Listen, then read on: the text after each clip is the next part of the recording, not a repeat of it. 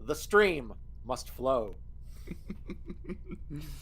Yes, that internet connection must flow for the stream to flow. Yes. I got In it total flowing. violation of the Butlerian Jihad. Yeah, so we are apparently. Yes. And I was also even more so in violation of the Butlerian Jihad many years ago when I used to participate in high school robotics. Yeah, exactly. What the fuck, man? You're gonna bring an end to mankind. Well, then again, we also have to acknowledge that Leto Atreides II was dabbling with some other human civilization that was trying to revive technology. I can't remember what they were called, but I remember that being a thing within God Emperor of Dune. Somebody Yeah, was being like critical of him saying, yeah. "Sorry, what?" Yeah, the Twi'lek. Right. Twi'lek. That kind of reminds me of the Twi'leks from Star Wars, almost. The name does. But yes, hello everybody on both my end and on Loudmouth's end. As you can probably tell, both of us have seen Dune, and we have some things that we want to say about it. That is the 2021 version, not the crappy 1984 version. Yes, this version was much, much, much better. Particularly the Baron. Oh yeah, the Baron was terribly done in the 80s version. He's basically just a cackling mental patient in that movie. Right. The Baron in the book, he's this fiendishly evil, genocidal genius who just does these plans within plans within plans to scheme for power and control. Whereas the Baron in David Lynch's Dune is just, they'll know that it was I, the Baron Vladimir Harkonnen, who brought their doom. Yeah, like he was like a too human in a sort of crazy insane asylum kind of way in the 84 version, whereas in the 2021 version he was a whole lot more cold and calculating and slobbish too, to where that he just came off as even more inhuman than I think they nailed it down very well as far as the inhuman feel of him and the Harkonnens in general as well. Yes, definitely. I really, really like this movie. But it's kind of a hard movie to grade on its own because it is only essentially half a movie. So, with a lot of the things that are missing from it, I kind of wonder how many are going to be in part two, if we get a part two.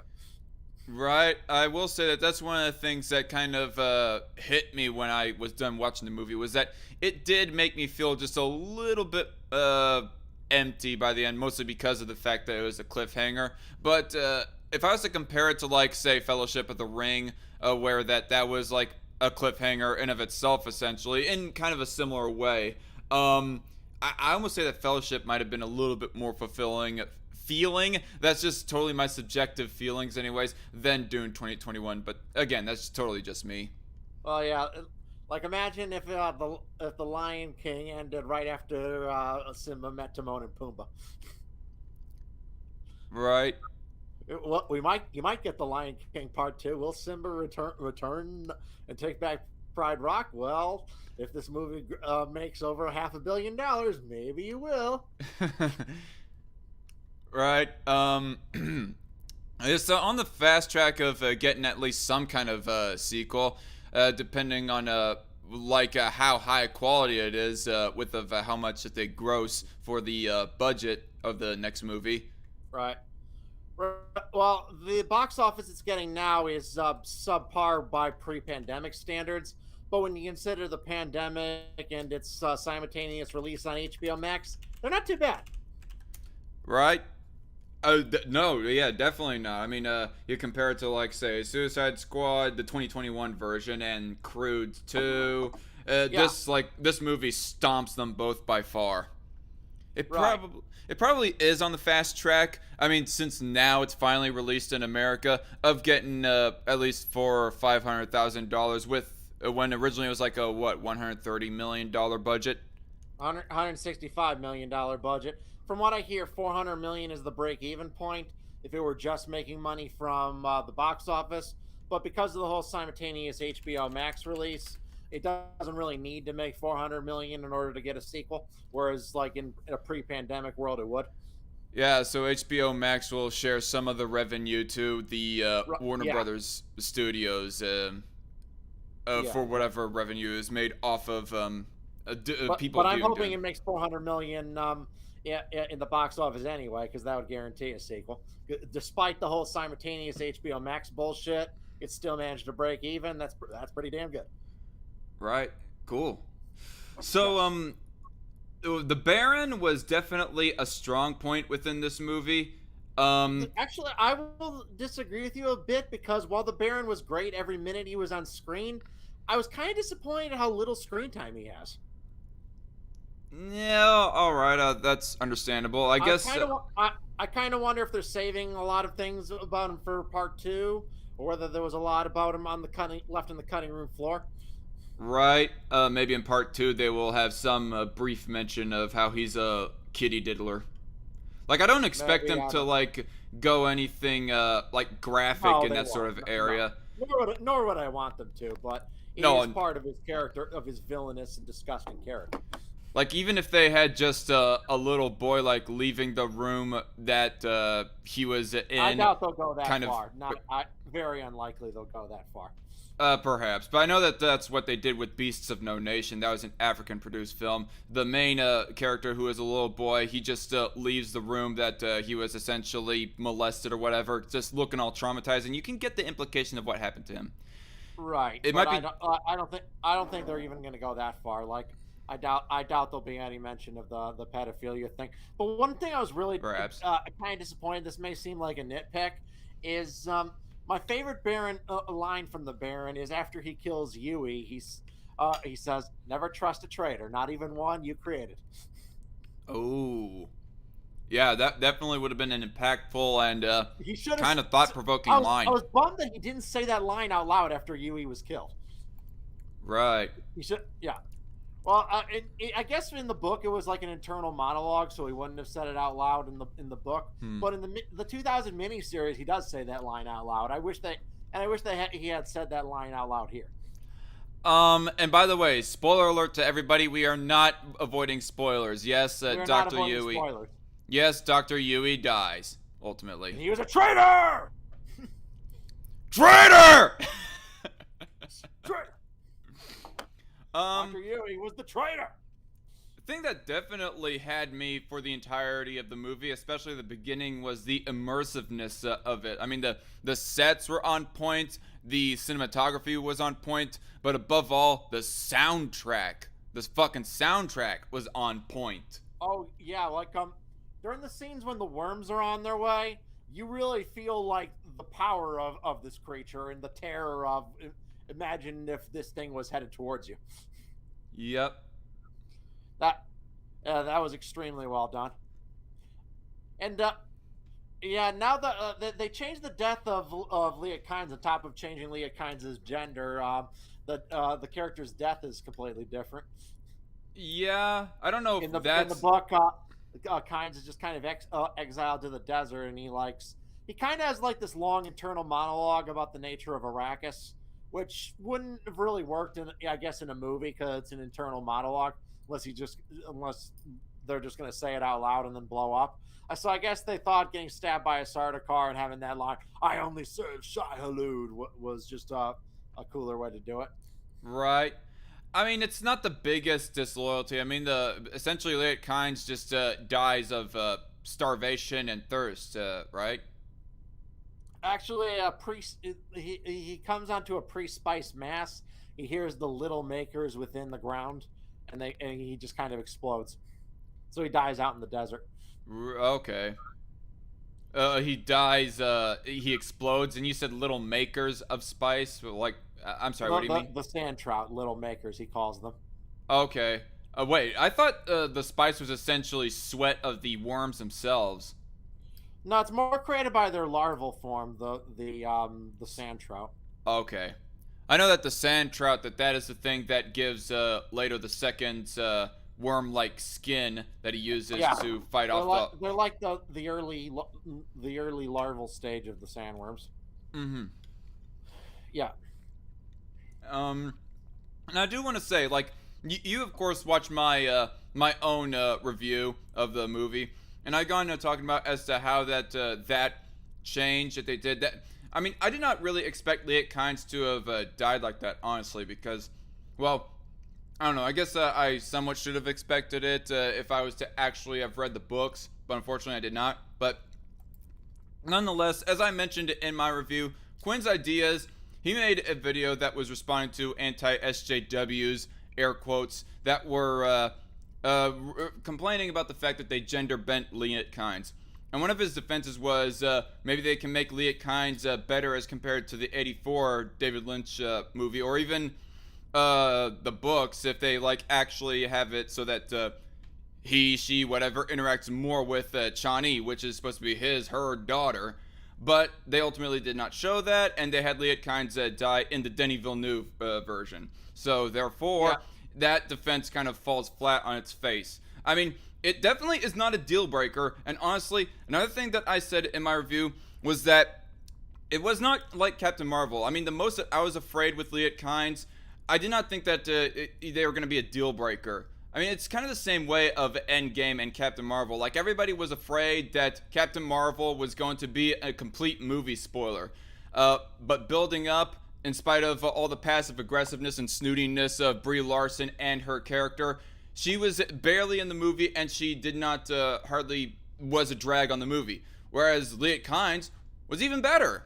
I mean, she got more screen time in total than Captain Marvel did in Endgame, and she was actually a lot less mean-spirited than, say, Captain Marvel of Endgame. So I gotta say that my expectations are subverted in a good way as far as how they handled Liet Kynes in the Denis Villeneuve version here.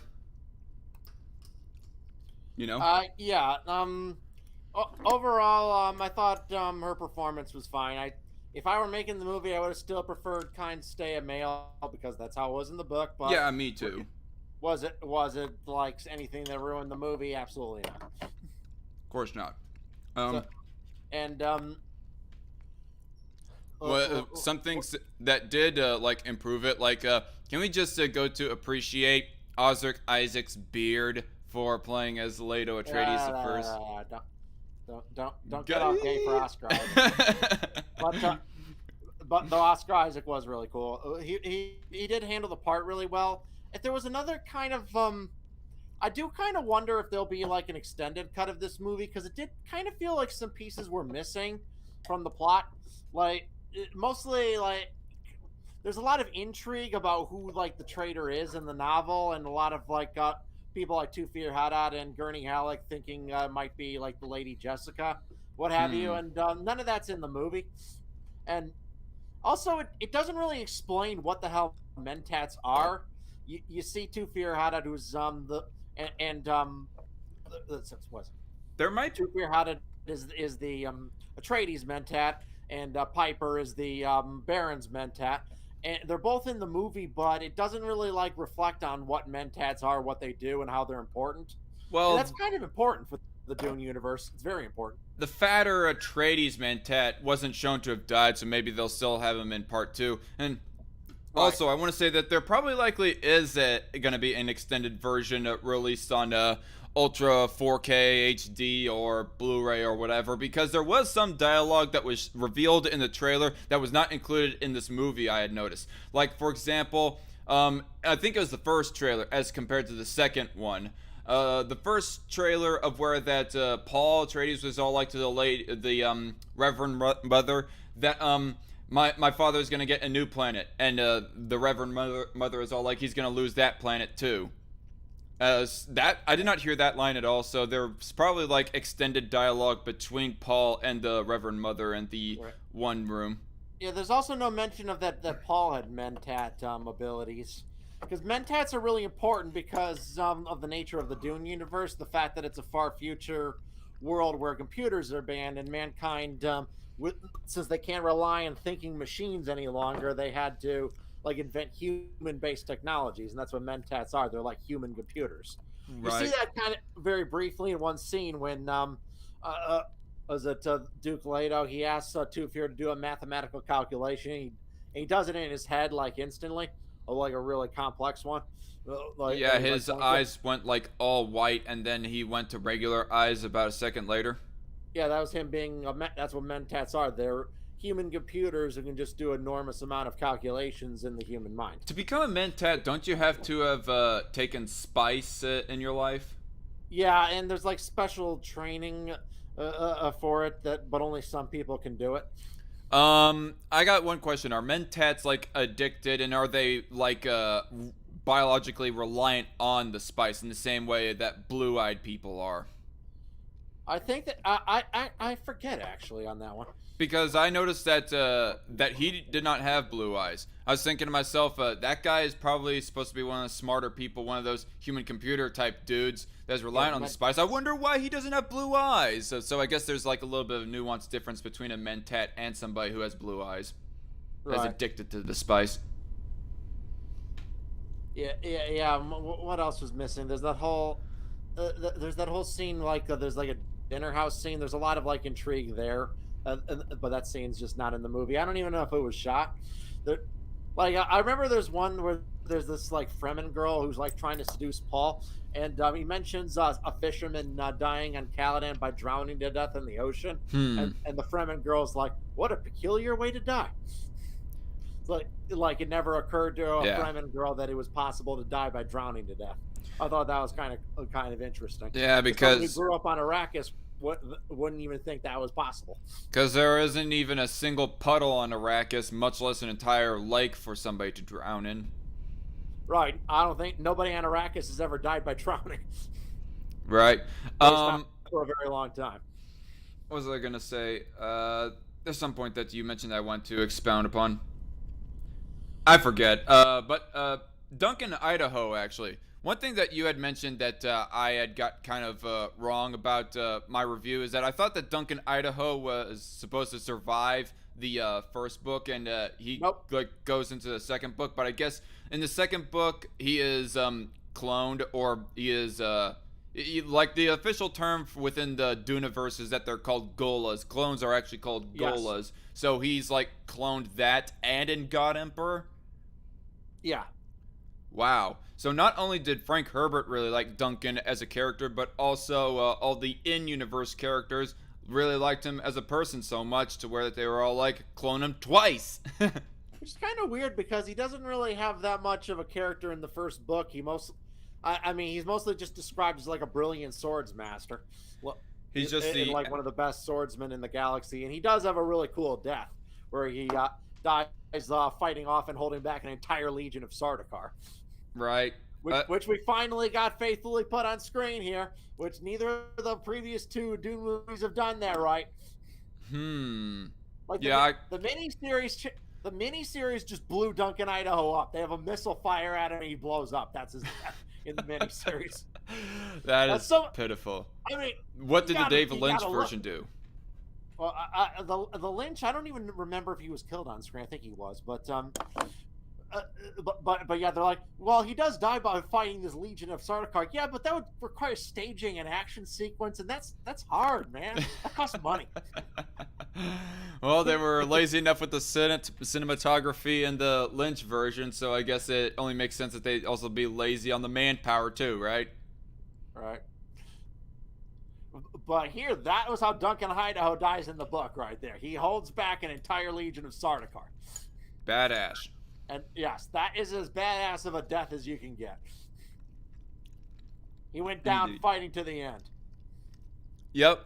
I do want to say, like, you know the one part when the Harkonnens, like, ambush the Atreides, that he escapes on one of those planes and he, like, barely makes...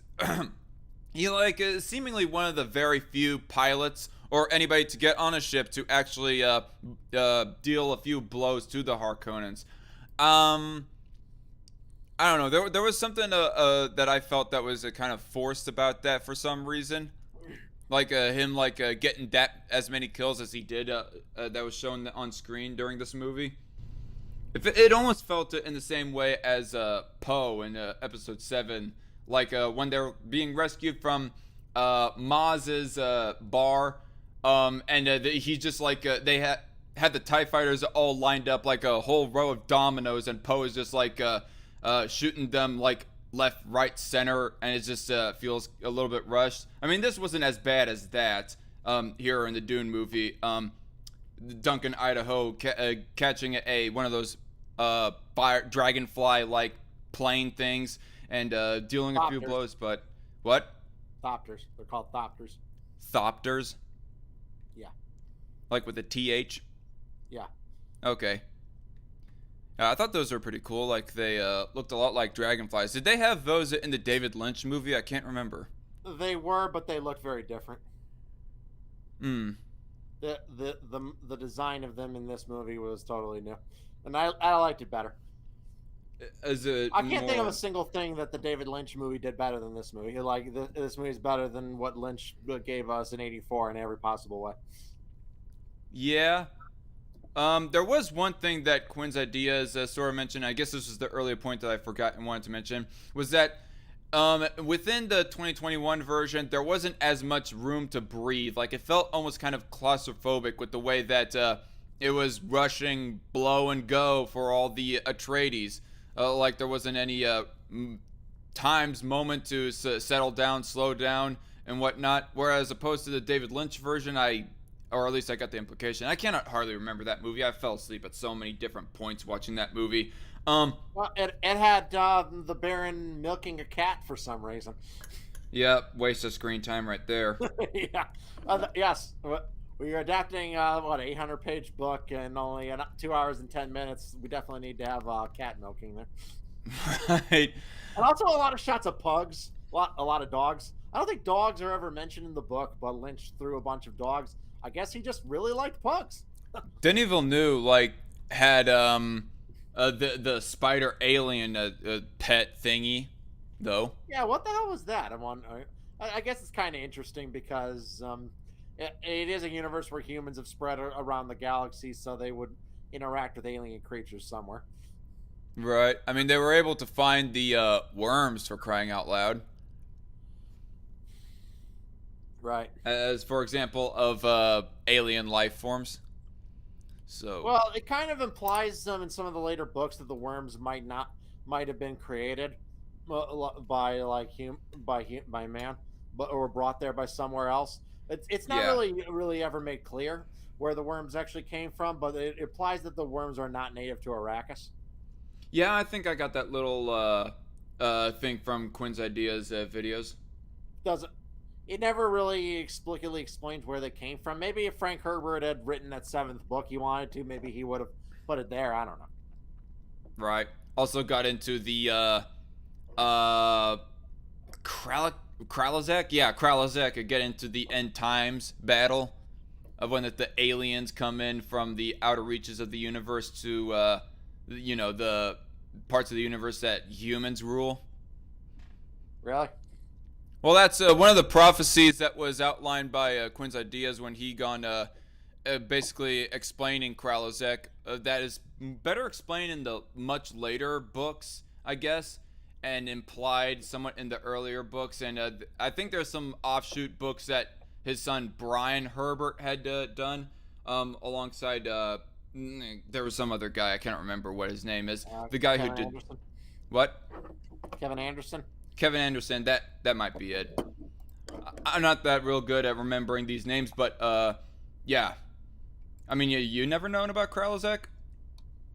No, I probably haven't read that far. Well, I know that's one of the reasons as to why that Leto Atreides II was basically being such a fascist towards all of humanity and being tyrannical towards them, was somewhat to prep them for the coming harsher times, that being Kralazek. He peered into the far distant future and saw what was going to happen to humanity and thought that the only way to prep humanity for it was to oppress them, and by the end of his reign to have them scatter throughout the entire reaches of the universe, the outer reaches, so that the aliens coming of when that Kralazek happens will not be able to wipe them all out. The 3,000-year-old virgin was helping us all. oh right, yeah. Yes. The 3,000 year. Also, literally the biggest cuck in the galaxy. Oh, wait, what? I don't think I caught that part. How is Leto the Second a It's cook? it kind of gets into spoilers for book 4 though. Okay. Yeah. Never mind. I guess it doesn't really matter. I mean, we are kind of getting ahead of ourselves. Right. Um. What other things to mention? I know that Quinn's idea is that he was quite impressed with the portrayal of Stilgar in this movie. Oh yes, I was too. I thought he was really well cast, but he didn't get. We didn't see that much of him though. He didn't get much screen time. I thought he was pretty dignified, to say the least bit.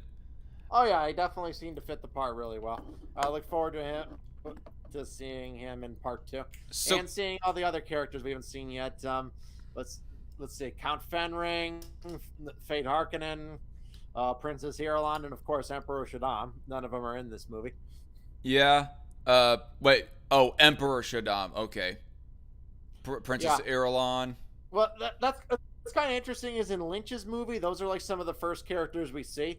We see this weird scene where like a guild navigator comes and visits the Emperor and like talks about plotting against House Atreides, which does not happen in the book. There's there's no scene like that.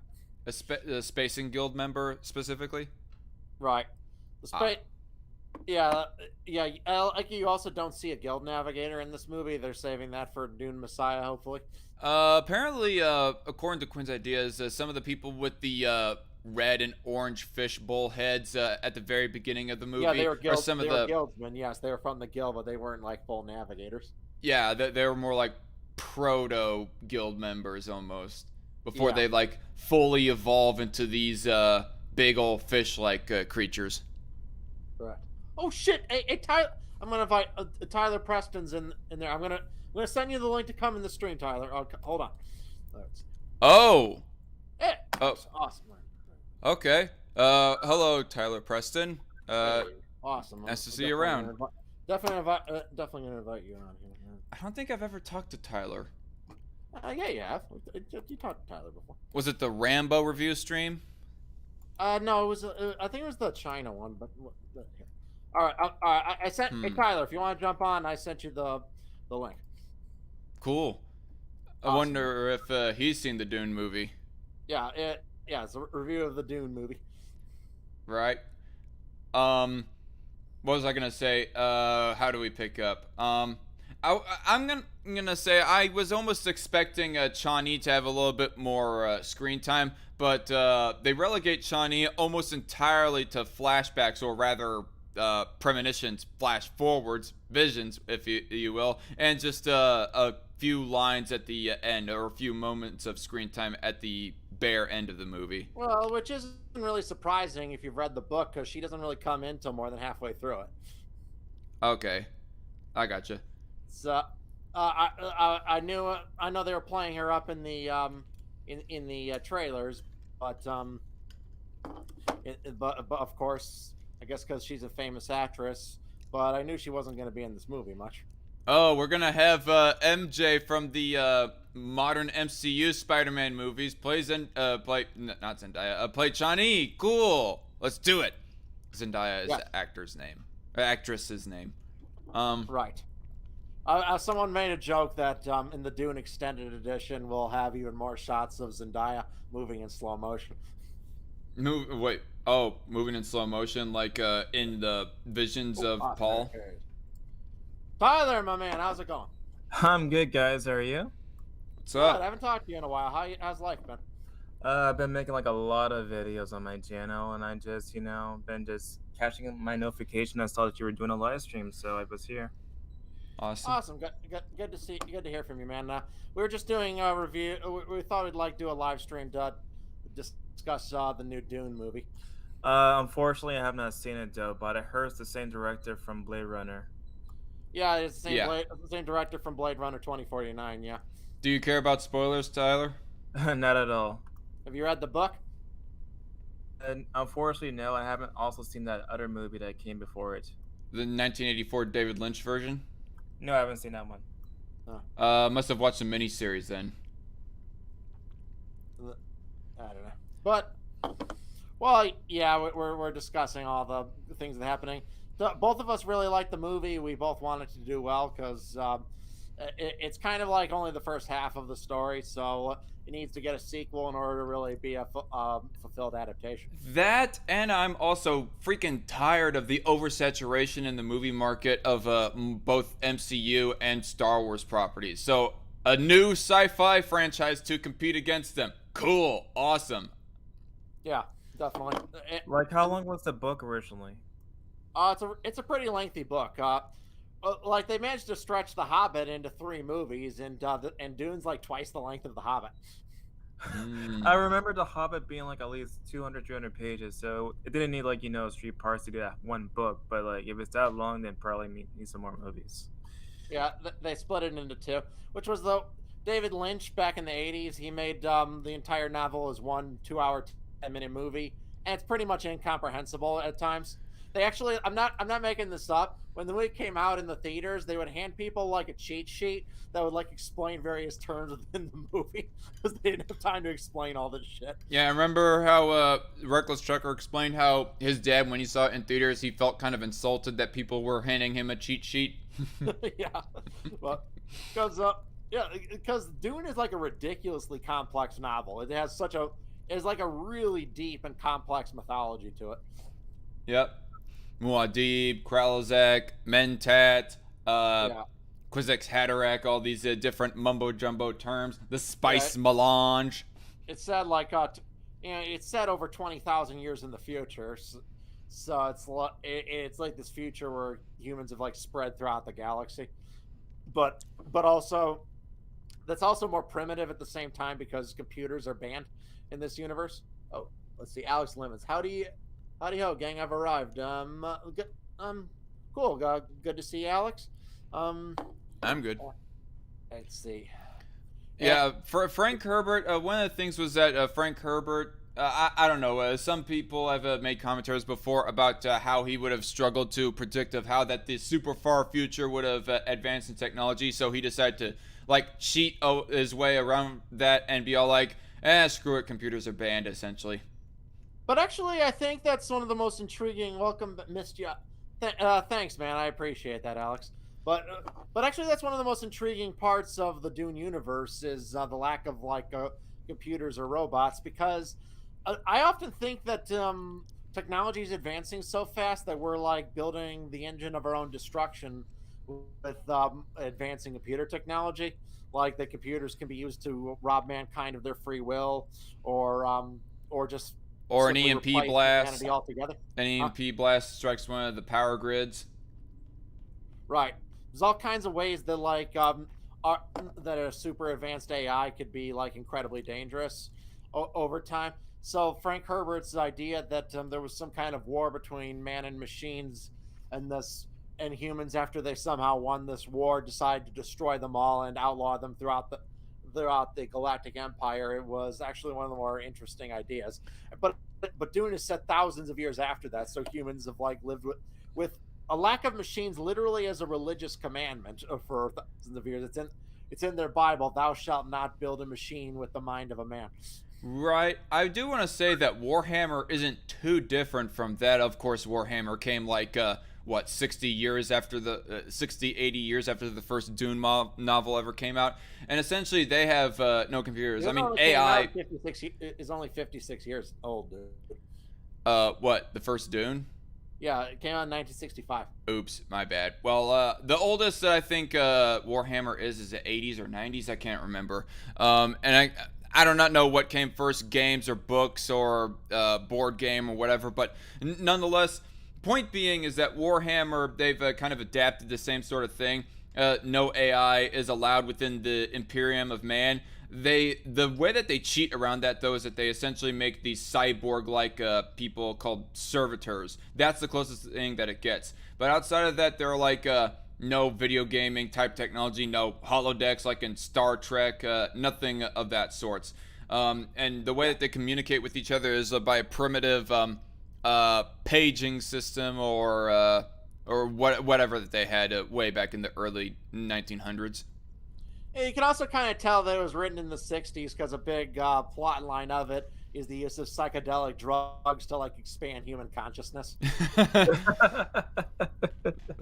Because essentially that's what the spice melange is. It's essentially a psychedelic drug. You saying Frank Herbert was a hippie? Frank Herbert was a massive fucking hippie, no doubt. He was one of the smartest hippies that ever lived. Yeah, produced by giant worms on this desert planet. It's such a weird premise. But I mean, but it's unique. We rely on honey, which of course comes from bees. It's not really that much different. I mean, what use is honey for us in humanity as compared to the spice melange in the Duneverse, anyways? Well, another thing that kind of leads you thrown in. There's like this quote from about I forgot exactly what part of it, from Adam Smith and The Wealth of Nations, kind of talking about the subjective value of precious metals versus water.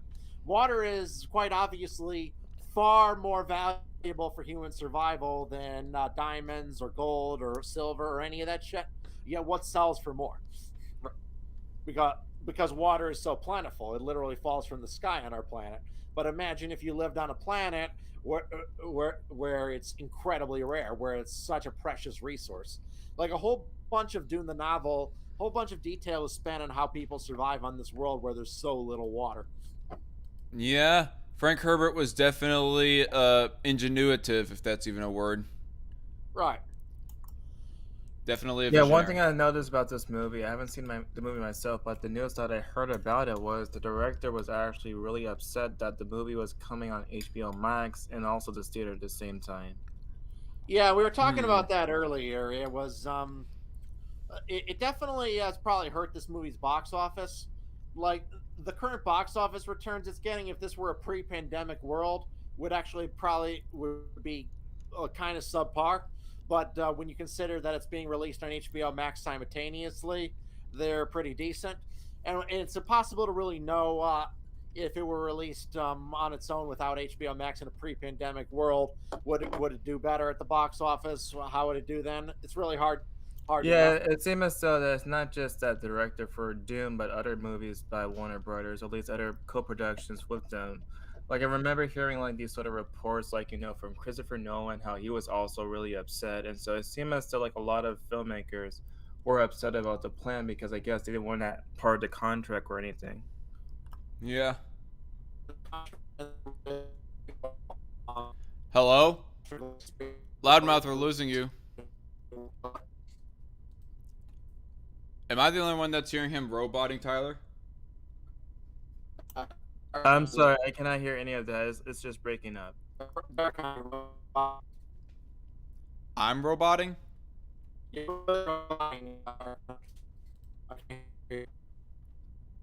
Well, shoot. Something's wrong with your connection. I don't know what it would be because I'm like hardline. Okay, I hear you now. Okay. I don't know what happened there, but something's up. Oh, sorry. What were you saying, though, Loudmouth? Was it about the theatrical experience? Yeah, it was.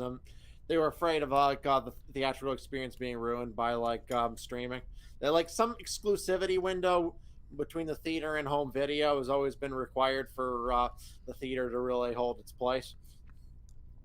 Yeah, I mean, the only thing I really hate about the movie theater is not necessarily like the screen or the sound systems, but just how expensive like the food is and the tickets, really. Yeah. My local theater actually gives out free popcorns on Tuesdays, so I often see movies on Tuesdays there. So is it like an AMC or like a local mom and pop? It's like a local thing, so it's not the brand. It's not anywhere outside of Michigan. Cool. Yeah. Yeah, no, certainly not AMC. So it's pretty cool. And I will tell you, AMC, they kind of suck at their convention center. Like, they have this long, almost airport line for the convention, for the conventions. Or concessions, concessions, my bad. Sorry, I feel like a dumbass. But Regal Theaters, I mean, the Warren Theaters here in Wichita, that's used to have been like a big name here. Now they're owned by Regal Cinema. Even under the ownership of Regal Cinema, they're pretty, at least relative and compared to AMC, streamlined for the concessions. Gotcha. What else to say about this movie? other things I gotta like really praise this movie for, its sense of scale to this world was really fantastic. I haven't seen anything like it in a Oh movie in yeah. a while, where I was just wowed by how big this movie feels. Oh yeah, and for as few as sets that they shown throughout this movie, it still felt pretty big. The areas did. Like, how long is the movie in terms of the hours? Like, is it 3 hours or? It's about 2.5 hours, and it kind of it's Dune Part One, so it pretty much has no ending. It pretty much just kind of stops in the middle of the book. There's not much really resolution to anything. That's why I was talking about. It's kind of hard to grade this movie on its own because it's essentially half a movie. Right. But they had no choice in doing it that way because Dune is too big to make into one movie, and they can't release a 5-hour movie. So what else can they do? I mean, they released like the Justice League in 4 hours, so it's entirely possible, I guess. I mean that the Snyder cut though that was HBO Max, so people were able to like pause it at their own leisure. Is the difference? Right. Plus, 4 hours would still be short for a Dune movie. I said like even like the 5-hour runtime they seem to be going, it still leaves a shit ton from the books out. Like you could make like 3-hour movies based on that novel, and you'd still have a lot of stuff cut out. It's a really big book. Yep. Messiah is a lot shorter, isn't it? Messiah's shorter. It's about 2/3 the length. It's significantly shorter, but even it's still a pretty decent sized novel. Children of Dune. How long is that one? Slightly shorter than the original, and God Emperor is about the same length. Okay. Wait, so it's a series of books then? Yes. Yeah, Frank Herbert wrote 6 novels. The last one was published in 1985. He planned on writing a 7th novel to conclude it, but the following year he was dead. Rip. There's one thing that I actually want to mention since that we're here, Loudmouth. One criticism that I remember you mentioning, be it on the Twitter group chat or wherever, was that you said that you were afraid that the star casting for this movie, like Dave Bautista, Jason Momoa, Oscar Isaac, and Josh Brolin, they were going to like pretty much steal the limelight of Timothée Chalamet as Paul Atreides. And I don't think I made that. I don't think I've ever made that criticism. Well, no, you did not say the criticism like in post of the movie being released. You just said that you were concerned of that being a thing. I wouldn't. I don't know if I ever made that criticism, but I don't think it's the case. No. Well, yeah, I mean, the way that it panned out, in no ways did the star casting like steal from the focusing in on Paul Atreides like character. Yeah, plus half of those guys are dead by the end of this movie. Right. I mean, they're not going to be around.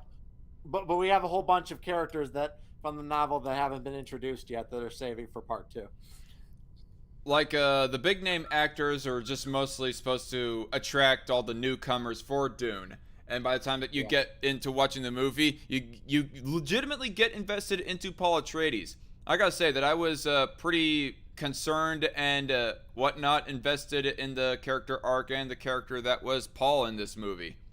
I got more invested into him than in the David Lynch version, especially.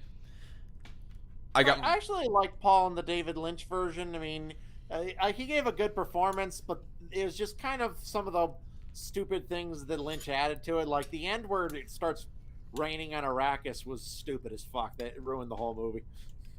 Okay, so a quick question for somebody who haven't seen any of the books or, seen the old movies. Like, what would you recommend first, reading the books or going to the 80s movies and the new one? Or how does it work for you guys? New one. I definitely recommend the new one. Don't watch the 80s movie before seeing this. It'll taint everything. The book, I wouldn't say read. I mean, reading the book first would be nice, but it's a long read, so I'd say see the movie first. Yeah, it's a long read, and plus theater releases are only so long. Yeah, unless you're like a super fast reader, then read the books first. You mean watch the movie first? You read the books first if you can read like super duper fast, like you just flip through the page. No, I cannot. It takes me a while. Robot in Short Circuit or something. Otherwise, see the movie. Okay. Speaking of Short Circuit, all those Dune-verse people that would be killing Johnny Five from Short Circuit in a heartbeat. Yeah, Exactly, it's a religious commandment. That yes, you see, like even owning a computer as powerful as a pocket calculator is punishable by death in the Imperium. I gotta God ask. damn. I gotta ask, like, what is one of your favorite parts in the movie, Loudmouth? Hmm. I mean, Duncan, Idaho fighting off the Legion of Sardaukar was fucking awesome, and Oh yeah.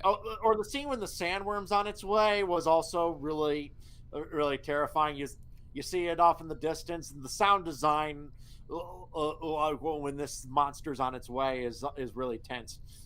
Then you just see it just engulf that whole factory. You're talking about the harvester? Yeah, the factory harvester. Yeah. Oh yeah. Um. Yeah, the worm just rises from. It doesn't like in the 2000 miniseries. The worm kind of like a whale lunges its head out of the sand, then dives back in. But it doesn't do that in this movie. It didn't do it in the book either, though. The book, it doesn't say the worm ever does anything like that. Yeah, I mean, according to the book and whatnot, the worms, they more typically just poke their mouth out only barely to the surface to swallow whatever is up there that they want to eat. They don't like typically go taking their entire head out of the sand. Well, I always love that shot of the worm doing that from the old miniseries. And the CGI is like really terrible by today's standards in the 2000 miniseries version, but it still was a really awesome shot. Them just standing there and they just see this massive creature rise out of the sand with that gaping mouthful of the sharp teeth, and then Oh, dive back wait. in So like a so there was an adaptation in 2000s of a TV show? Yeah. Oh yeah, Wow. this is the third adaptation of Dune. There was the David Lynch's movie in 1984, and then in the year 2000 there was the Sci-Fi Channel produced a Oh, miniseries the of it. sci-fi. Oh god. Was that the thing It that you actually was watched? pretty good. It was much closer to the book than the Lynch movie, and at the moment it's the best complete adaptation of Dune that exists, because again this movie is only half the book. So until part 2 comes out, the the mini series the Sci-Fi Channel produces the most complete adaptation of the story. Yeah. Plus the miniseries, like they got some of the Children of Dune a book as well, right? Well, that was a sequel miniseries that came out a couple years later, but yeah. Hmm. First thing, Tyler. That's interesting because usually when I think about the Sci-Fi Channel, I just think about those Sharknado movies. This was before that. The around 2004 they kind of like changed their business model to produce like cheaper content and reality shows and what have you. But like in the late 90s and early 2000s, they actually were committed to producing like legit sci-fi content. Yeah. And that miniseries actually was one of their best programs. I think it was one of their most successful. It's about 4.5 hours long in total. Well, 6 hours when you include the commercials, and it goes through the entire novel, and it's much more faithful and more detailed than what Lynch put out. Since of course she had twice the runtime, so it gives you a more faithful ending. But due to the low budget, its special effects are, if anything, worse than the Lynch movie, even though it came out 16 years later. You know, I use more like cheap computer effects, whereas Lynch's movie used more big budget practical effects. Yeah, I was gonna say because usually like in the 80s movies they use more practical effects in comparison to CGI or something. Yeah, like the worms were done as like practical puppet models in Lynch's movie, and I think they hold up much better than like the worms in the 2000 miniseries. They look like something from a modern video game, pretty much. excuse me. But that's to be expected. It came out 2 decades ago, you know. But whereas the whole series was made on a budget of only $20 million, which not a lot of money for a story as big as Dune. Imagine if Lord of the Rings movies were made for $20 million each; they wouldn't be as impressive. Oh yeah, heck no. You couldn't like get all the live action actual people like participating in all those mock fights, like the Charge of the Rohirrim, the battles at Helm's Deep, and so Yeah, on. all that shit costs money. Yep. So, well, basically, for the miniseries, just had to do a story that big and grand, but with a fraction of the budget. And It's faithful to the book. It's pretty good. Most of the performances are nice, but it does look really cheap at times. It started off James McAvoy's career. Yeah, well, the sequel did, but yes, yeah, actually, James McAvoy plays his son in Children of Dune, and he actually gives a phenomenal performance in that miniseries. Like people were like, "Damn, this kid could act." How old was he when he portrayed Leto the Second? He was in his early 20s, which again is not faithful to the book because if they were following strictly the book, Leto the Second would have been 9 years old during the events of it. But yeah, they're not going to be able to have a kid act the shit out. That was a change they had to make. I wonder if how Denis Villeneuve will be able to. Well, actually, he doesn't plan to actually be the director of Children of Dune when Warner Brothers green lights that kind of a sequel. I know that Denis Villeneuve. It'll take a long time before the series gets to that if they green light him that far. Yeah, he plans to make the. Part 2 will be at least 2 years away. Possibly 3 or 4. So right, and then Dune Messiah would give another couple years. Yeah, it'll take a while. I was told, or I heard that he was only planning to actually do part 2, and then not Children of Dune, Messiah, and then he's going to continue on to other things, which I wouldn't really blame him because typically directors don't want to focus all in on just one singular franchise. They want to broaden their horizons a little bit more on different ideas and whatnot. Right, but I'm sure they could find someone else who could do a good job. I wonder. Thinking about the sequels, I'm still kind of curious if the director of this movie is also going to do a sequel to Blade Runner, because towards the ending of Blade Runner, the new one that came out more recently, it seemed as though the ending was also kind of open ended. So I'm kind of curious if you're going to go back to that series too. Blade Runner was based on an old Philip K. Dick novel, Do Androids Dream of Electric Sheep? I think that was from the 70s, but it was always kind of a loose adaptation. So I don't think it really adapted the novel much at all. It's mostly just the sequel to the 1982 movie.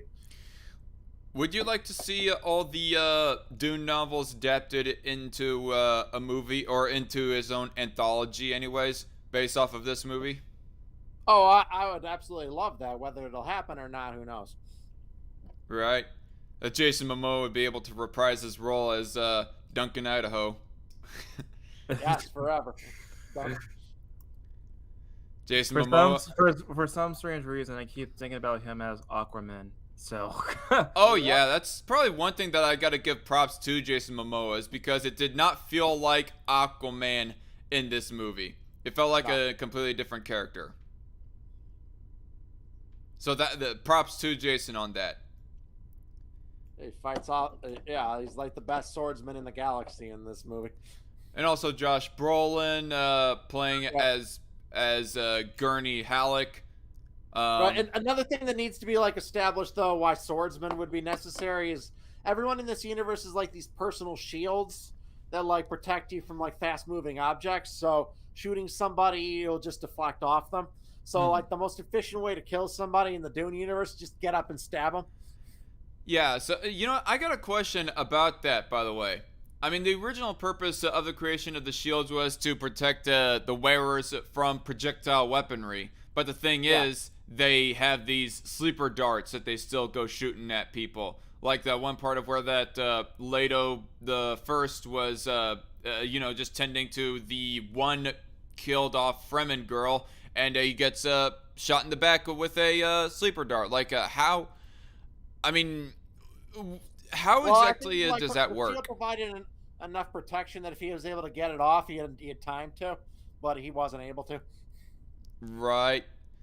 And I gotta notice that I was kind of impressed with the effects for when the giant missiles were being shot down at the Atreides base and ships and whatnot. Like the way that they just when they hit the shields, they just sort of slowed down a little bit, but as soon as they hit their actual target, it just had an explosion that was underneath the shield, and as soon as the shield broke, then the explosion just went upward. It was quite unique to actually witness. It was about the most unique kind of explosion that I've seen ever since the first Matrix movie. With the part with the helicopter. I thought it was pretty Yeah, cool. it all looked really cool. Definitely, definitely the best adaptation of that whole sequence, that whole genocide that was ever done on screen. Well, it has the advantage of modern technology the previous versions didn't have, and a much bigger budget. You know, I gotta say, speaking of actors and how impressed we are with them, I gotta say that Oscar Isaac, who's a whole lot more stoic playing as Leto the First, as Which compared is to what you want from the character. That's how he was in the book. right. I mean, he was able to put away his Poe persona and actually act as a Duke in this movie. Right. And one of my There favorite was parts. also a great moment early on with where he talks about like when his father didn't gave him the dukedom, and how he learned to accept it. It really was a great moment between father and son that really helped develop their relationship. Yeah, that was probably one of my favorite parts. Was his his dialogue at the beginning of the movie with Paul, and also his dialogue with Jessica as well. I also like the entire interactions between Jessica and Paul. It was pretty believable. Like she was stern, but at the same time still loving and very concerned with Paul. Like the one part when they were on the Thopter and they were captured by the Harkonnens. They how that she was trying to tutor him in how to properly do the voice. Do the voice, yeah.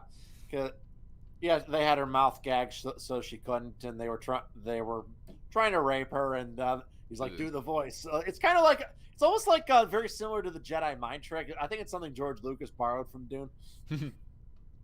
Perhaps. I mean, was he at all a Dune enthusiast? George Actually, Lucas? yes, he actually admitted that he took inspiration from Dune when he wrote Star Wars. Ah, cool. I mean, he took inspiration from like a lot of movies, particularly Yeah, the yeah, one. he did, but Dune was one of them that he took inspiration from. Yep.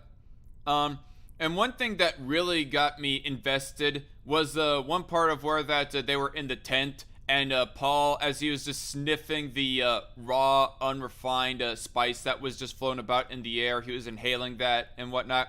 He was starting to get all these premonitions and all these visions of the future of how there was going to be massive genocides done in his name by all of his loyal, zealous followers.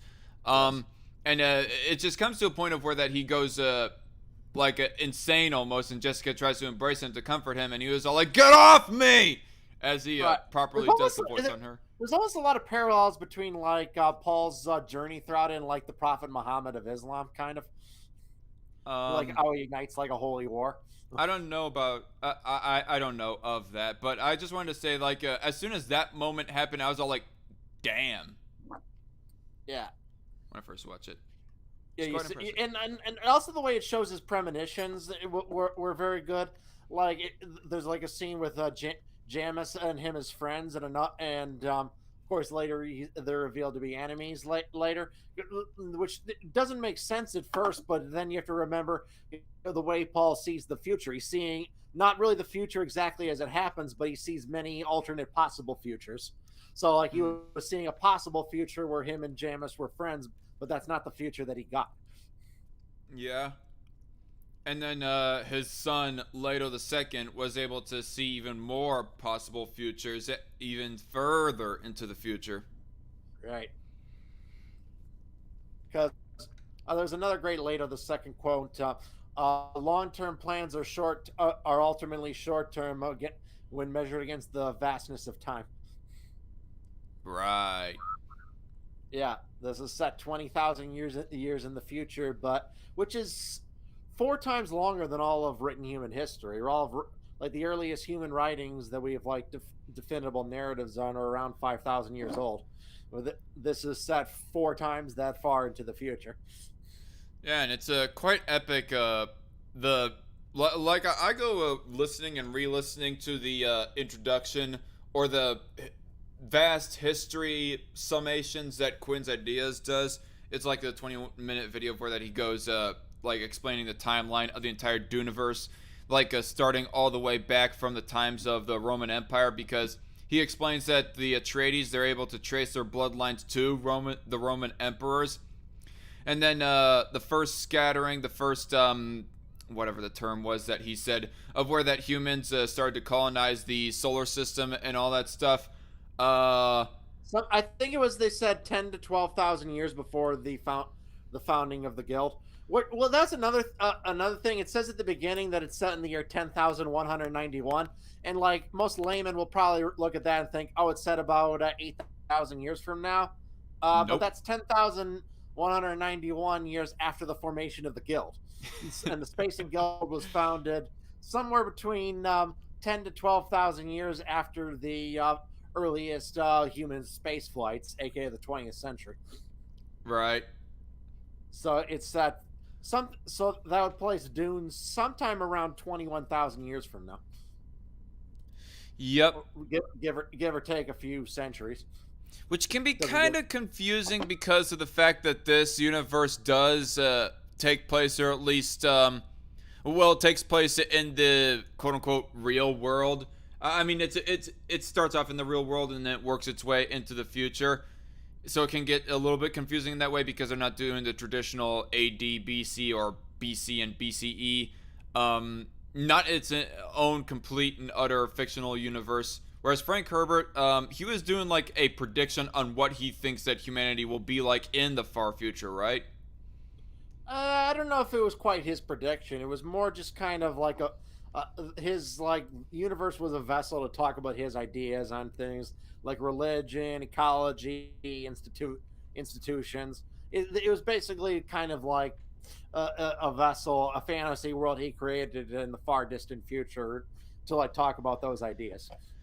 Right. There's one chat comment on my end, by the way, from a guy named Phantom Lord DJ H07. At least David Lynch read Dune, and I'm thinking to myself, is that really true? Actually, it's not. Well, David Lynch actually did not read Dune prior to being given the job as director. Oh, that's like the worst because. Like, and I'm not entirely convinced that he read it after. Well, that's the thing about David Lynch. He's a talented filmmaker. He has made some really good movies, but science fiction just wasn't his thing. And I don't think I'm being too harsh on that, because Lynch has agreed with me on that point several times. He pretty much seems to regret having ever made Dune. He said that science fiction just wasn't his thing. Right. I mean, it was pretty much just a ploy and a puppeteering by his for the corporation that he was working for at the time, right? Right. Or it would have been. Yeah, because normally when I think about David Lynch, I think about those sort of experimental films. So, I'm not really sure it was gonna work well with sci-fi. I think he was trying to fuse a little bit too much of Star Wars and Star Trek and that kind of feel into this. And like he adds a lot of really weird shit that's like not in the book. Like let's see, there's a scene where they drink blood, where they drink a bug juice, or they crushes a bug and like fade rot. And well, no, it was the Beast Raban is like drinking it. There's these heart plugs that the Harkonnens put in their slaves. There's the scene where, well, there's a plot in the book where like Tufir Harat, the Atreides Mentat, is held captive by the Harkonnens, and they poison him, but then they like would feed him the antidote every day to keep him alive, like put it in his soup every day. That was a plot line in the book. Lynch includes that, but for some fucked up reason, he has them milking the antidote out of a cat. Oh, so that's why is that in the movie? I have no fucking idea. Right. I mean, what movies is David Lynch known for? He was known for like The Elephant Man, for example. Yeah, The Elephant Man. I'd never seen that movie. That's a great movie. For like the Eraserman guy, Eraserhead, whatever. Yeah. I barely even know if I even heard of it. Yeah, The Elephant Man. It's an adaptation of the real life story of Joseph Merrick. He was a man in the late 1800s from Britain who he had this skin condition that caused his skin to grow, which gave him kind of a really horrible, monstrous appearance. It's a very sad story. That's why he was known as the Elephant Man, because his skin like would grow like uncontrollably. So he had like these strange, horrible welts that gave him like an elephant-like appearance. Right. Yeah, David Lynch kind of made a movie about it. It's a very hard to watch movie. It's a tragic and sad story. So David Lynch is a talented filmmaker. He's not a hack. He has talent. It's just that wasn't where his talent is at. All right. I remember in the last live stream that I had you on Loudmouth that we were just joking about how he was the very first furry because of the fact that he included cats and dogs just out of nowhere. I mean, especially the cat. Yeah, the cat thing, I can't defend that. That is fucking weird. I don't know why he put that there. I guess he was kind of, since the Harkonnens were the villains, he was trying to make the audience like grossed out by them. He wanted to make them as gross as possible. And it's by milking cats that he did that. Yeah, and he also gave the Baron these welts all over his face in that movie. Even though the Baron didn't have welts or on his face, he was just really, really fat. Yeah, you didn't have to put welts on his face. Just make him like disgustingly obese and wrinkly from the fat. Right. He's disgustingly obese and he's a maniacally evil psychopath. I gotta say that in this movie, they definitely nailed down the disgustingly obese factor of the Baron, whereas in the David Lynch version, he looked like mildly plump, but not that fat in the grand scheme of things. Too, but this is what the Baron should be. The way he's like draped in shadow during his opening, the menacing tone he has. All right, this is the Baron that Frank Herbert described. This is my Dune. My Arrakis. Yeah. He has some menace, some threat to him in this movie. Oh yeah. Which you did not get in Lynch's movie. Lynch's movie was just kind of seemed like a cackling mental case. What about my family?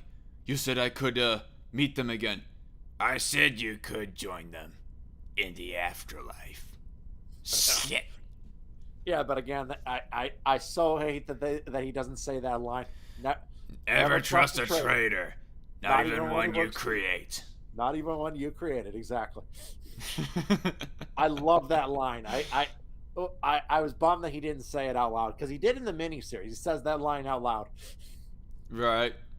Never trust a traitor. Not even one you created. One other thing, I mean, since we're talking about the Harkonnens, I mean, did they even have like cult-like blood drawing and atonement in the David Lynch version? Because that's what they had in this version. I thought that was very creepy and very occult-like. Well, actually, that was the Sardaukar in this version. Yeah, it was the Sardaukar who were like rubbing the blood of people. Yeah, I don't remember that in the book.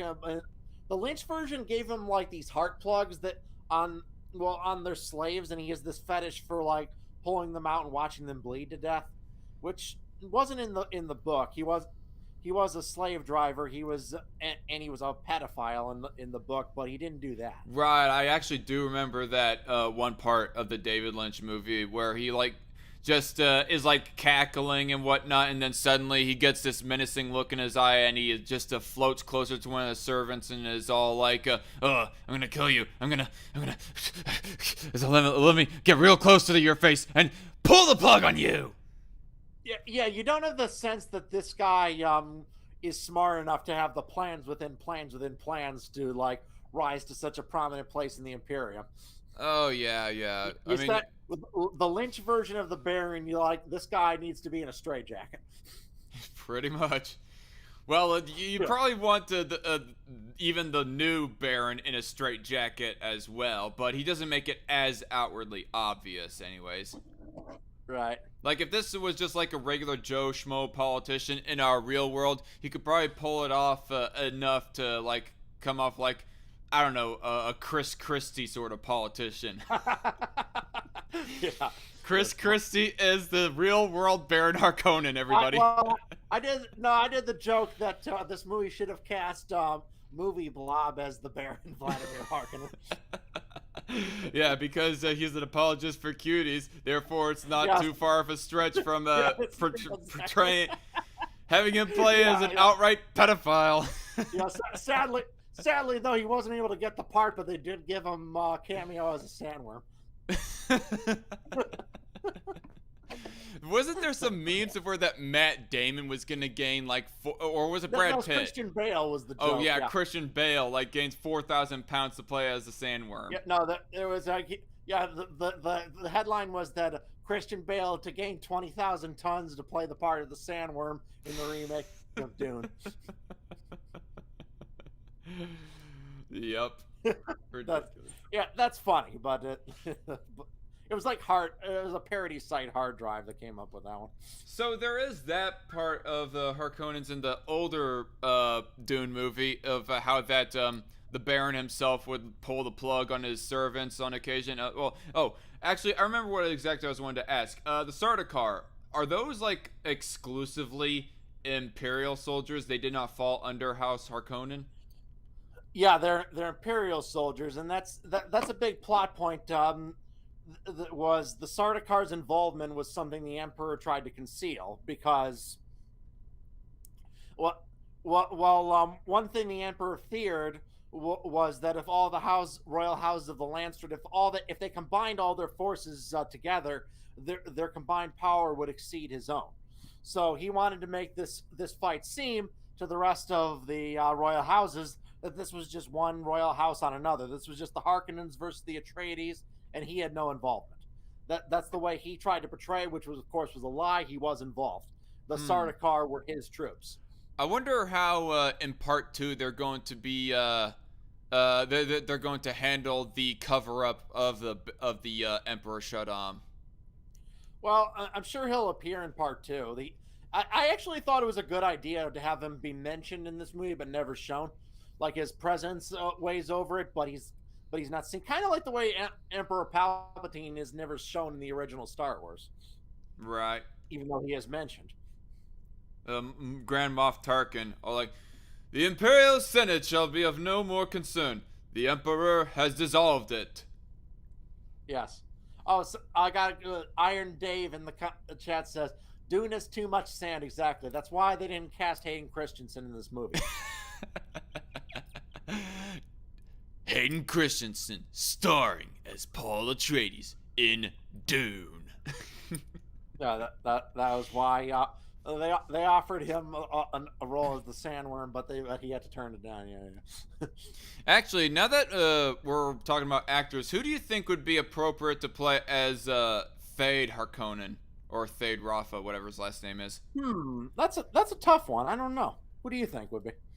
I've no clue. I don't really I don't think I really know enough about him. I mean, I'm gonna be honest. Like, you know the Harkonnen Mentat character that you keep on mentioning? Piter. What? Piter. Piter? Yes. Okay. At first, when I saw the trailers for Dune, I thought Piter was supposed to be Thade, but no, I was wrong. That's a different character. Yeah, Thade is just not in this movie. Though he definitely has to be in part 2 because his fight with Paul is like totally critical to the book's whole plot. Right. I mean, the plot is that originally the Bene Gesserit wanted the Lady Jessica to breed or procreate a female that could be married to Thade, right? That was the original plan, but Jessica went against them and to give Duke Leto a son. You know, how is it? She can control. She actually can mentally control whether she has a son or a daughter. Ah, okay. So I know that's something women in the real world can't do, but she can. Oh man, the SJWs would go crazy for that shit. Right? Yeah. What was I gonna mention? Yeah, I almost forgot about that. That it was mentioned in the movie, and of course, multiple parts in the books and by Quinn's ideas in his videos. That the Bene Gesserit could like manipulate their own biology, right? Their own bodies down to the molecular level. Yeah. But yeah, they wanted the daughter to like marry Thade, but that's not what happened. Yeah, Thade isn't shown in this movie, but His brother, Raban, the Beast Raban, is played by Dave Bautista. Hey, Lonely Wolf, how's it going? You know what? I would really like to see of how that they handle the Reverend Mother finding out that Jessica had taken spice while bearing a female, while bearing a what's her face. What's the daughter's name? What is the sister's name again? Uh, which daughter? What? Paul's sister. What's her name again? Aaliyah, yeah. Right, Leah. I would like to see of how that they handled that with the Yeah, Reverend Mother's reaction to it. Yeah, because she'd be only like 3 or 4 by the end of the next movie. Yeah, and they'll have the whole Sardaukar raid where she's in front of the Emperor. Which yes, she was captured in a Sardaukar raid. She didn't just walk into the fucking Emperor's council like she did in Lynch's movie, because that would have been fucking stupid. Right. Wait, so in the whole timeline of the second half of the book, it takes place, it's like 4 years long? Yeah, I'd say the book's entire timeline is about 4 years long. The first 2/3 are roughly are over a pretty short period of time, like less than a year, and then there's like a 3-year time jump after Leah's born. Hmm. And that whole time, Paul is trying to lead the Fremen so as to sabotage the Harkonnens that have retaken Arrakis. Yeah, he's going native, learning how to live amongst the Fremen, learn how to ride the sandworms, yada yada. Cool. Yeah, we don't. Yeah, that's another thing for part 2 is we get to see Paul ride the worm. Yeah, we only got a very brief glimpse of that, and it was like at the, well, was it the Bear Inn? Yeah. Yeah, I mean, it was, I don't know, for some reason, it's a kind of, I don't know why, but for some reason, it's kind of fuzzy to me, because I thought I remembered it, like, ending off at night, but when I think of that shot, I think of it, like, being in the day of when that we see the, Sandworm Rider. Yeah, I remember the scene where Paul first rides a worm in Lynch's movie, and for Lynch's movie's problems, that was a really well done scene. By the standards of 80s special effects, they did a fantastic job when Paul first rides the sandworm. Yep. And I really like that there's a sense that he's actually on something. In this beast like has power, like when he puts like the rod between its what do they call them? Its segments of its body. And he really has to pull it up. You sense that this thing's armor is really thick and really powerful. Yep. One other thing that just came to my mind. Do you think that Josh Brolin as Gurney was a whole lot better than Patrick Stewart? I'm not gonna say that. Josh Brolin just kind of got better screen time, but in terms of who's the better actor, I don't know. Patrick Stewart's a great actor. Yeah, I have a cousin who actually watched the older Dune movie, and she was all like, to me, Patrick Stewart will always be Gurney. It's like, apparently Patrick Stewart holds a very close part in her heart, apparently. He was Captain Picard. Captain Picard holds a place in every sci-fi fan's heart. Captain Picard is just like a god among men. He's the quintessential captain. Would you say that actually came out before Next Generation did? That was before that. Oh, really? Yeah, so he wasn't Captain Picard yet. Wow. What was I gonna say? Like, would you say that Patrick Stewart is like one of your top 10 favorite all-time actors? I don't know if I'd go that far, because he's definitely made some decisions lately that I don't really agree with. But as the character of Captain Picard, he was perfectly cast, and he really made that character essential. Mm-hmm. And even in a overall piece of crap like David Lynch, he was like one of the better parts of that in your mind, it seems. Oh yeah, he had barely any screen time. He was barely a character, but he still made the best of every minute. The guy could read a phone book and still be interesting. Imagine that in Stewart's accent. So someone's asking me my opinion of Godzilla vs. Kong. I liked it. It was bonkers as hell. It didn't make much sense. And some of the side characters were annoying, but I still got a kick out of it. Yeah, my personal thought about that movie as well. Exactly like yours. I liked it a lot because it was just, goofy fun, so It I was. liked it. It was absolutely great, goofy fun. Pretty It's the much. I will that say that of the human characters, the only one that really stuck out to me and was entertaining to watch was the one conspiracy theorist radio host guy. I agree honestly, with you. I didn't really like that guy. He kind of annoyed me. Okay, who annoyed you more? Him or the RC tweens from Bayformers 2? Definitely the Bayformers one. Oh, definitely, but it, the thing is, the original King Kong versus Godzilla also was a really silly as hell movie. This is pretty much just as silly, but with better special effects. That's it. It's like a B movie with a better budget and better special effects. Kind of like how you Right. feel about Kong Skull Island, right? Pretty much. Exactly. Exactly. It's just pretty much the modern day B movie with better special effects, but it was like a lot of fun. I really enjoyed it. Right. I had a lot. I definitely preferred it over King of the Monsters, just because it gave you fights in the sunlight. Yeah, the cinematography was too damn dark in Yeah, the King of the Monsters. cinematography in King of the Monsters kind of sucked, so kind of ruined that. But Godzilla versus Kong greatly improved on that fact. And I hated that plot line in King of the Monsters where they reignite Godzilla with a nuclear bomb, because nuclear bombs going off should never be a positive thing in a Godzilla movie. That kind of annoyed the piss out of me in that. So just for those two reasons, Godzilla versus Kong I was mean, significantly a better movie than King of the Monsters. with the in lore universal logic, though, doesn't it make sense though? I mean, God, I've already reviewed Ghostbusters 2016.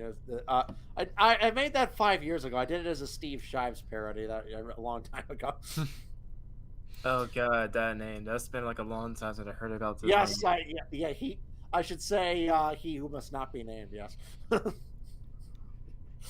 but it doesn't. I mean, I know in a meta commentary sense that it was a bad idea, or it would kind of annoy a Godzilla enthusiast. The fact that they use a nuke to like power up Godzilla a little bit more so as to make him more powerful against King Ghidorah. But with the in-universe logic and lore, doesn't it kind of make sense? I mean, isn't that part of I Godzilla's powers and mean, to abilities? me, it kind of, how can I explain it? I don't think it makes much sense, but I don't think the movie's supposed to make much sense anyway, so I just took it for what it was. Right. Well, Godzilla feeds on radiation. He doesn't really literally feed on the kinetic heat of a nuclear blast. Mm. So Well, a nuke also that's puts silly, off radiation. even by Godzilla movie standards. So I guess they could have like got a whole bunch of uranium isotopes and just brought a full crate of them like close enough to Godzilla and he eats them or whatever. That would have solved the problem with fighting off King Ghidorah. Maybe, yeah, but it was just a messy movie. It was kind of disappointing, but Yeah, not terrible or anything. But just could have been better. Let's see, have you I'll seen agree. Jurassic Park movies and the Netflix series Jurassic Park? No, I haven't seen the Netflix series, but I've seen the movies though. I did not like the second Jurassic World. I It don't. didn't make a whole lot of sense. It It, was it it was kind of so to me. Yeah, the whole plot line of breeding a dinosaur to kill something you point a laser at is one of the dumbest plot lines in motion picture history. If you have a laser pointed at something, why the fuck don't you just shoot it? I cannot name one single Wouldn't that be thing. like a million times more efficient? Yeah. Bring a cruise missile to where you're pointing the laser at. It's called a gun. We've had that for a long time. Yeah. Let's see. Yeah, I It says cannot. in the comment section down here, I hope MonsterVerse Son of Kong feature albino Kong like the original Son of Kong from 1933. I don't know if they're going to make Son of Kong. They just said they want to do another MonsterVerse movie, but at the moment, they don't have the rights to keep Godzilla from Toho. If they want to keep making Godzilla movies in this universe, they have to make another deal with Toho. Whereas Kong, they don't need to make a deal with Toho. So if Toho doesn't let them, they might just make a Kong movie. Wait, but what do you guys think about that little short that was on YouTube for Gamera versus Godzilla? You talking about the death battle short? No. There was actually a Japanese artist who made like a CGI battle with Kong and Gamera. I haven't seen that. I have seen the death battle video for that though, for that matchup. And I thought that the death battle matchup, it was interesting. I watched it just for the sake of watching it. I'm not a big old kaiju fan or anything like that. I know that I was asking about the anime trilogy and Singular Point. Singular Point was one of the most incomprehensible series I've ever seen. It was so goddamn tedious with it's It is like really complex. Yes. What the fuck are you making a Godzilla cartoon this complex? I'm like, I felt like I should have been taking notes, like I was like it's homework. The Godzilla and complex. How do those two words come together? Yeah, How do they go I'm honestly baffled by that one. But we're a bit off topic. This stream was about Dune. Yeah, I mean, I kind of thought that we were running a little bit dry on that bit, anyways. But personally, but was there something more that we wanted to say about Dune? What should I say about Dune? Hold on, I got a private. All right, I will watch that later. Tyler, thanks for sharing that. What's more that we didn't talk about when it comes to? Well, I just learned that there was a book series. I learned that there was a movie from the 1980s. I learned that there was a TV show, and I learned that there's a movie today. So, yay! A lot of stuff to do. We learned a lot. Cool. But yeah, we probably have mostly like run out on Dune, haven't we? I guess one thing that I could say is that the costumes, I really like the costumes. Like, I cannot remember the costumes being all that high quality for the David Lynch movie. There was the mini gunner characters that they had for the Harkonnens in the David Lynch movie. Actually, the costumes were all right in the Lynch movie. It was the mini series that had shitty costumes. Those looked like they were purchased from a Halloween store. Wow, that bad, huh? They're pretty bad.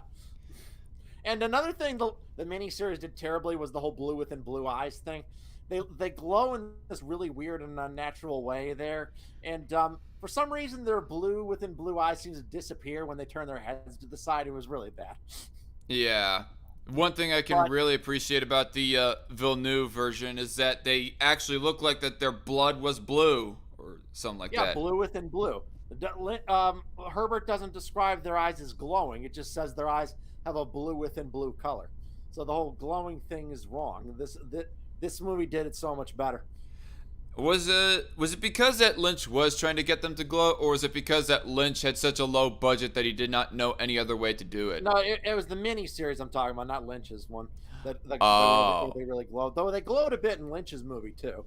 But the one where they disappear when they turn their head to the side, that was the mini series. The budget was so low. Lynch's movie actually had a pretty big budget. It cost $42 million. That was a lot of money in the 80s. Okay. And yet they adjust for inflation, that's over $100 million in today's money. And yet they still could not get a faithful adaptation.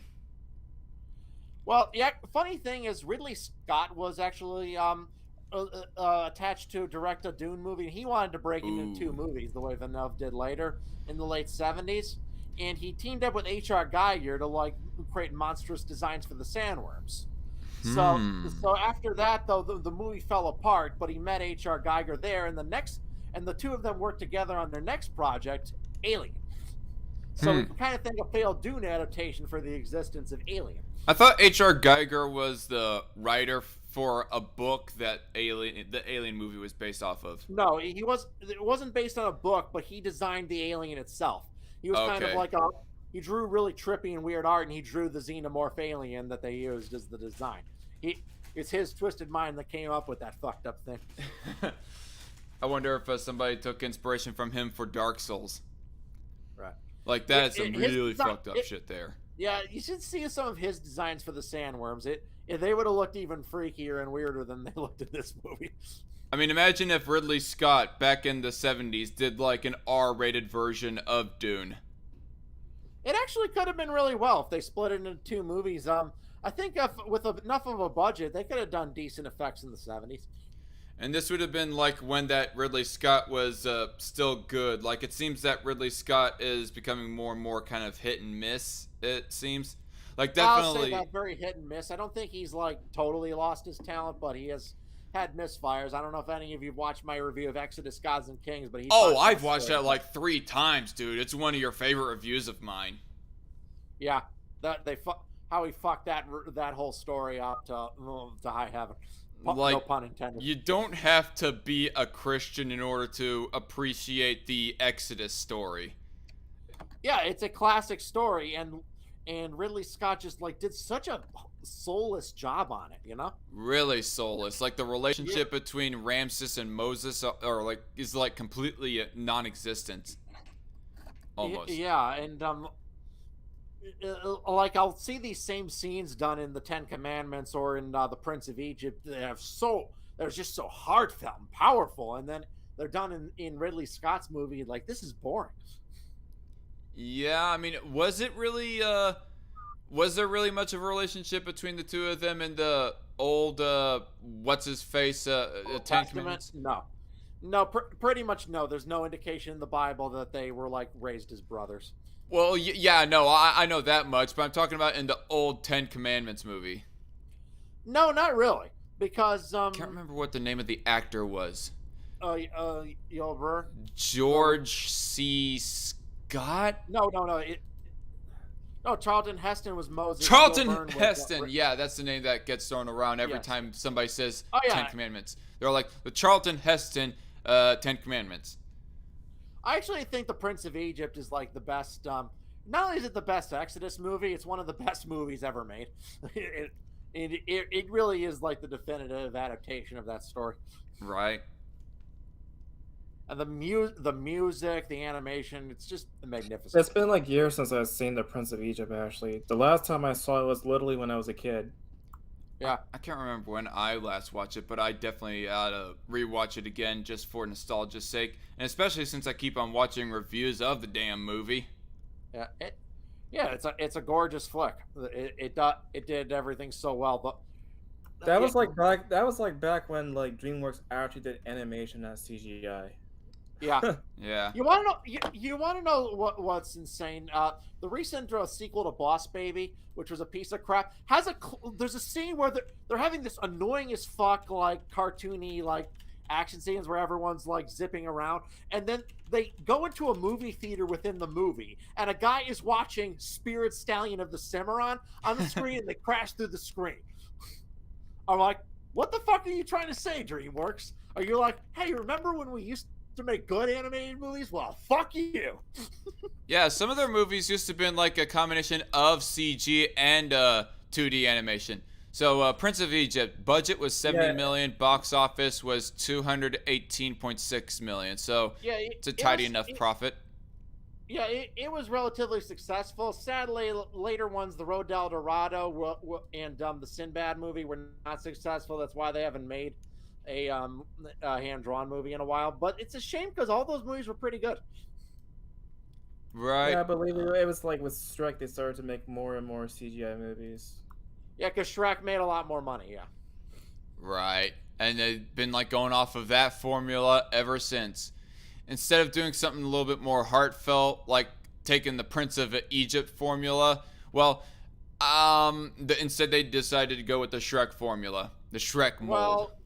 Well, ultimately, the movie-going public, are kind of more at fault there because a lot of times there's like some really great heartfelt animated movies that are just flops at the box office. Well, a lot of terrible, like, low-effort crap seems to make a ton of money, and I'm like, what the fuck's going on, man? It's idiocracy. Yeah, it really does. Like, most of Illumination Entertainment's movies, I mean, they keep putting out like low effort trash movies, and yet they keep grossing hundreds of millions of dollars in profit. And I'm like, By the way, have you guys seen the cast list for Super Mario Brothers? I have. I have seen the cast list. We made a joke in a private chat. The best thing about Chris Pratt being Mario is what it's doing to movie Blop. Oh yeah. I mean, right. it doesn't make any sense to me whatsoever to not have the original Mario voice as Mario. No, it doesn't. Hmm. It's from Illumination Entertainment. It's not going to be good. Oh yeah, it But is from Illumination, isn't it? So that likely that they're not going to have that incorporated into making the Super Smash Bros. Universe with Pikachu and Sonic. yeah, I'm just joking mostly because there was a meme that I actually saw shared on Facebook one time where they were all like, so we have a Detective Pikachu movie made and a Sonic movie made, and they were actually good. The beginnings of the Super Mario verse have begun. Have come, or whatever. yeah. But like a good example in like 2016, there was my favorite movie that year was one called Koba and the Two Strings, an animated masterpiece, a gorgeous, heartfelt movie didn't make a cent. It was a box office flop that barely grossed higher than its budget and probably lost money from marketing. I think So the last really great 2D animation movie that I've seen was actually came out last year on Netflix, but it was some sort of Santa Claus like origin story, but I forgot the name of it. Claus, Yes, that was pretty good. But did you see Soul? I don't think so. I highly recommend Soul. I thought that was pretty good. And well, Pixar actually released two really good movies last year. Soul and Onward were both really good, really damn good. Yeah. Did you think Luca? How do you think Luca compares to the two of them? I actually have not seen Luca yet. I'm ashamed to admit. Oh, it's pretty good. Like pretty dumb fun. Like they have an actual villain there, and I remember like watching Shea Productions review of Luca, and he said that was one of the things he was impressed with Luca is that for once Disney was having an actual villain and not just be some, I don't know, some twist villain or some mysterious evil entity. They have an actual like in your face jerk off of a villain. Like in the typical cool. formula that they used to have, Disney anyways. And he was pretty entertaining. Yeah, I definitely have made a note to see it. I'm just always like busy with shit, you know. Oh, it's definitely worth the watch. It's nothing like too thought-provoking in the comparison of, say, Inside Out, Soul, or even Onward, or Toy Story 2, or anything like that. Monsters University. Yeah, I can't think of a single. There's no bad Pixar movies. Even Cars 2, I think, is semi-watchable. I don't think any of Pixar's movies are bad. I will say that I definitely like that movie less than The Good Dinosaur. Yeah. The Good Dinosaur was pretty lame, and there was nothing new with it. I think the last Pixar movie that I seen was Toy Story 4 at the movie theater. It was Gotcha. okay. Yeah, that was pretty good too. It was all right. I did not like it as much as Toy Stories 2 or 3. I think the best way to end the series was Toy Story 3, to be honest. I agree. Kinda, yeah. Though, so it didn't really feel like it was needed, but on its own, it's still a pretty good movie. Shea Productions kind of helped change my mind a little bit on my opinion of Toy Story 4 as far as the character arc of Woody himself goes. I still think that Bo Peep should have been handled massively different than what they actually did in Toy Story 4. And and Buzz Lightyear, for fuck's sake. What is with that Yeah, they whole kind of made him voice into an thing? idiot. He was always the competent, cool one of the toys. Yet here they made him into a bumbling fool. I don't know. He was my favorite But, yeah. character in the previous Toy Stories. They ruined him. Which was, speaking of which, how do you feel about the idea of a spin-off movie of Lightyear as Pixar has plans to do? Didn't they already make a spin-off movie about Buzz Lightyear? No. in There was like 2000? there was like a TV show that came out like a long time Yeah, ago. Buzz Lightyear of Star Command. Yeah, there was that, but they're actually doing a Pixar-produced spin-off of Lightyear. CG animated and all, with Chris Evans voicing as Buzz. Which I really like Tim Allen, but I do have to think that with new generations coming, that Chris Evans, that if he was to like gruffen up his voice a little bit more, that he definitely could pull off a Buzz Lightyear voice. Right. What? I wonder how much they're gonna actually borrow from Buzz Lightyear of Star Command, or whether they're just gonna completely ignore it. I think what I heard is that they're going to have it start off in his training days. In Buzz Lightyear Star Command, they did not have it start off in his his early days They as a occasionally recruit. like flash back to those days. Well, the thing about Right. Buzz Lightyear of Star Command is it was very lighthearted and it didn't take itself seriously. Like the villains in that show were not like the ones in like Batman the Animated Series or Gargoyles, where they're like complex and goes through their origins. Nah, they're just bad assholes who want to do bad things because they're bad. Right. Whereas Gargoyles was able to actually pull off complexity real well in the first two But yeah, seasons there's at no least. attempt in Buzz Lightyear Star Command. That's fine though. It's meant to be just lighthearted, goofy kids entertainment. Not every kids show needs to be like dark and complex. Right. Which I gotta say, since we're on this subject, Loudmouth, continue the season 3 Gargoyles reviews. You know what? I think I actually will. Cool. Yay! By the way, Yes. what was the last time you uploaded a video? Not for a while. I kind of just disconnected from the internet just because the internet was becoming too toxic and I couldn't stand it. So I just disconnected and went away from electronic devices for a while and just tried to not check the news or anything, because I was like, just the world seemed like it was going fucking nuts for a while. Yeah, and then like And it still is going crazy for a while now, so. yeah, you Yeah, like that's kind of how it is. I felt for my own mental health, I just needed to disconnect for a while. yeah, Loudmouth here kind of fell off the map by early June of last year, and then in August I had actually messaged him asking, "Hey, Loudmouth, I just check on you." Maybe it was September, something like that, and asking him how he was doing, and just to have a private call with him to sort of catch up, and that was a pretty cool time right there. Yeah, but I'm like, just I was just saying, this world's gone fucking nuts. I can't stand it. It has, and I wouldn't really blame you for like disconnecting and decide to, I don't know, reconnect with your personal life a little bit more than anything.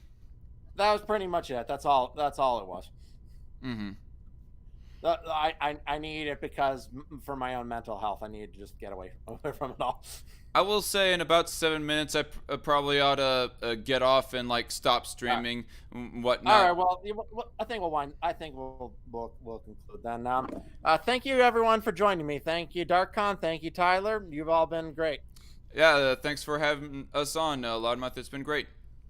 And everyone, all right, go out and see Frank Herbert's Dune, the Denis Villeneuve version, on the biggest screen possible out there. All right, get this movie to making enough money that it gets the sequel it needs, and you'll be satisfied because it's an awesome movie. Go watch it, everybody. I'll do it ASAP. Yeah, everyone go see Dune. It's fucking awesome, and Denis Villeneuve did a good job with the story. Yep. All right, everyone, See you later. Peace out. Have a great night. Bye-bye. Ciao. And everybody, bye-bye on my end. I'm probably going to end it right here for my